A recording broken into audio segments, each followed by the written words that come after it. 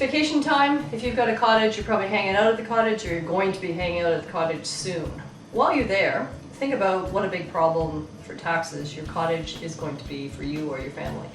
I often talk to people who tell me that it doesn't matter how much money their cottage is worth because they're never going to sell it. That's probably not true.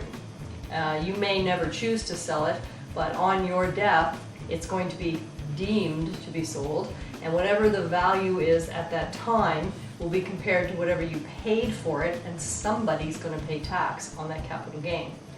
The problem with the cottage is that it's not your principal residence, so any income, any money you make by selling it is going to be considered regular income. There's no principal residence deduction for a cottage.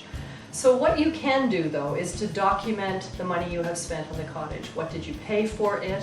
Did you put in a new septic? Have you put in a new roof? Did you bring in a road? What have you done to the cottage, and have you got the receipts to prove it?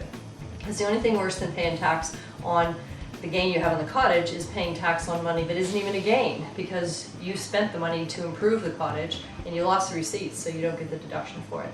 So the mission for this summer, figure out what you've got invested in the cottage and how well you can document it, save yourself some tax. And that's this week's tip. Thanks.